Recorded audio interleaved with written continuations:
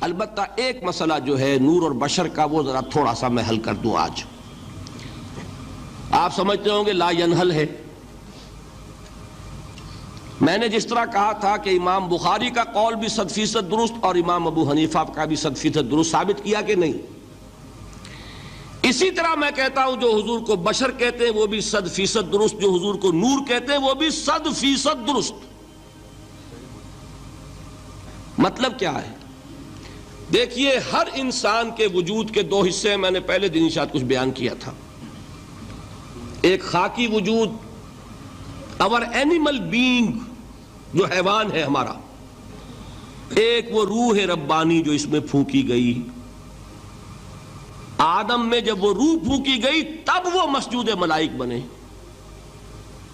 فَإِذَا سَوَّيْتُهُ وَنَفَخْتُ فِيهِ مِن رُوحِي فَقَعُوا لَهُ سَاجِدِينَ. دو جگہ آیت ہے قرآن مجید میں ایک شوشے کے فرق کے بغیر، سورہ حجر اور سورہ صاد.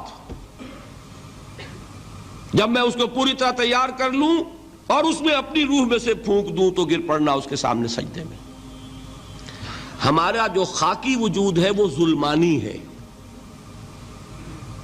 اور جو ہمارا روحانی وجود ہے وہ نورانی ہے. اس کی نسبت کس سے ہے؟ اللہ سے. بات سمجھ میں آئی؟ لیکن ہم نے اپنے اس نورانی وجود کو اپنے خاکی ظلمانی وجود میں دفن کیا ہوا ہے. اور محمد الرسول اللہ صلی اللہ علیہ وسلم کا وہ نورانی وجود آپ کے اس خاکی وجود پر اس درجے غالب تھا کہ وہ خاکی وجود معدوم کے درجے میں ہے، لیکن وہ حضور صلی اللہ علیہ وسلم پر اثر انداز نہیں ہو سکتا. وہی خاکی وجود ہے جسے ہم نفس کہتے ہیں. نفس غلبہ کر سکتا ہے محمد پر صلی اللہ علیہ وسلم. حضور کی شخصیت کی نورانیت نے آپ کی شخصیت کے خاکی وجود کا احاطہ کیا ہوا ہے. ہماری شخصیت کی ظلمانیت نے ہماری اس نورانیت کو گل کیا ہوا ہے، دفن کیا ہوا ہے، چھپایا ہوا ہے. بس یہ فرق ہے. انہیں آپ کہہ لیں نور، صحیح ہے، ان کی نورانیت غالب ہے. یہی بات ہے جو حضور نے اس طرح سمجھائی. دیکھو ہر انسان کے ساتھ ایک شیطان ہوتا ہے. اب کسی صحابی نے بڑی جرت سے کام لیا، پوچھ لیا حضور کہ آپ کے ساتھ بھی ہے؟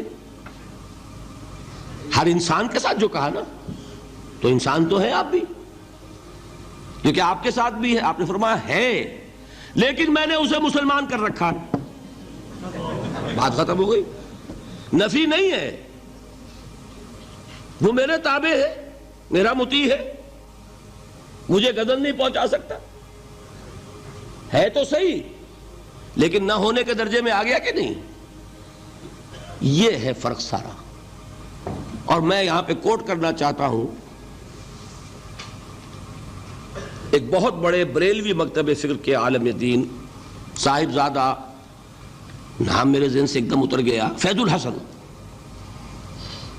اللہ تعالیٰ ان کی خطاؤں سے درگزر فرمائے، ان کی مغفرت فرمائے. آپ نے سنا ہوگا نا نام. انہوں نے ایک روز تقریر کی جو میں نے سنی، اور تقریر کہاں کی؟ ساہیوال میں. وہاں کا ایک بہت مشہور چوک ہے، مہاجرین، مسجد مہاجرین کہلاتی ہے، وہاں تقریر تھی ان کی، میں نے سنی.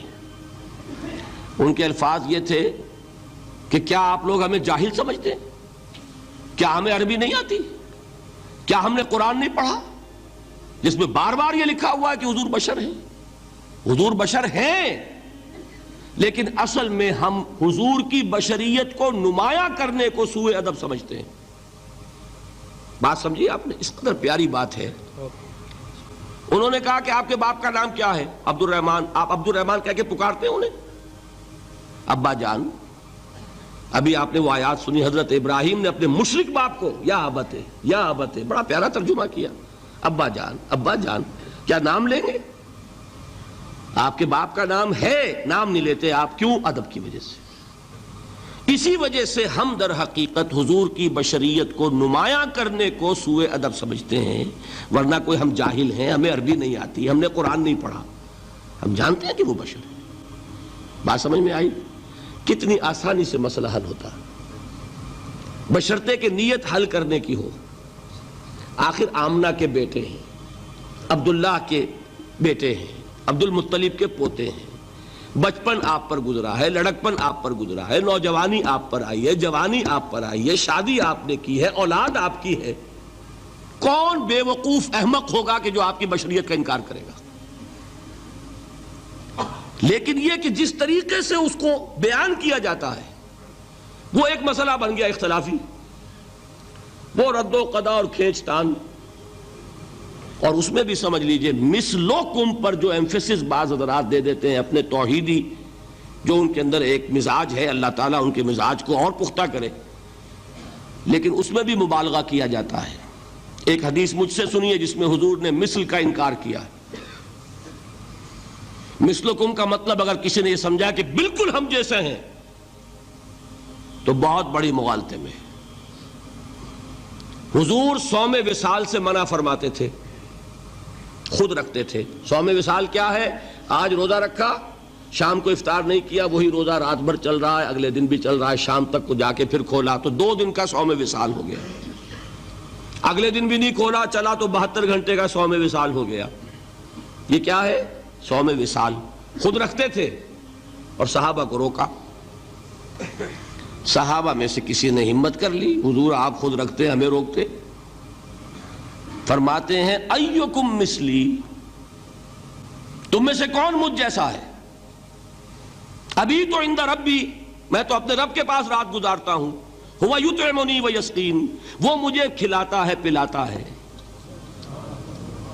بتائیے کون ہے جو اس کا دعویٰ کرے گا؟ حضور کے خصائص ہیں۔ حضور خود فرماتے ہیں تم صرف سامنے سے دیکھتے ہو، میں پیچھے سے بھی دیکھتا ہوں۔ کہاں ہوا وہ مثلیت؟ اگر آپ نے بالکل اپنے جیسا سمجھ لیا تو بڑے مغالطے میں ہیں آپ۔ نبی کا مقام ہے، نبی کا رتبہ ہے، نبی کے خصائص ہیں۔ آپ سو گئے تو آپ کی نیند، آپ کی وضو ٹوٹ گئی اور نبی سو گیا تو کہاں گئی مثلیت؟ پھر مثل اس معنی میں کہ بشر ہیں، نسل آدم سے ہیں، اس میں کوئی شک نہیں، اس معنی میں مثل ٹھیک ہے، قل انما انا بشر مثلکم، لیکن ہر اعتبار سے تو نہیں۔ سب سے بڑا فرق یہی ہے کہ وہی آ رہی ہے، معراج پہ تشریف لے گئے ہیں، اس دنیا میں بیٹھے ہوئے بھی جنت کا مشاہدہ فرما لیتے ہیں، کرا دیا جاتا ہے، دوزخ کا مشاہدہ کرایا جاتا ہے، فرشتے کو دیکھ رہے ہیں۔ یہ چیزیں ہیں، اور پھر خصائص جیسا کہ میں نے عرض کیا کہ آپ پیچھے سے بھی دیکھتے ہیں۔ آپ کا معاملہ یہ ہے کہ آپ اگر سو جائیں تو آپ کا وضو نہیں ختم ہوگا۔ یہ ساری چیزیں جو ہے ان سب کو بیلنس کیجئے تو معلوم ہوگا کہ آپ بشر بھی ہیں 100% درست، لیکن آپ کی وہ نورانیت، آپ سراج منیر، ہدایت کا روشن چراغ، آپ کی جو روح انور ہے وہ آپ کے اس جسدی وجود پر اس طریقے سے حاوی ہے کہ گویا کہ اس نے اس کی ظلمانیت کو ختم کر کے رکھ دیا ہے۔ اس معنی میں کوئی کہے نور مجسم تو مجھے کوئی اعتراض نہیں۔ یہ ہے ان چیزوں کو جمع کرنے کی شکل، خواہ مخواہ کی کھینچ تان کے سوا کچھ نہیں۔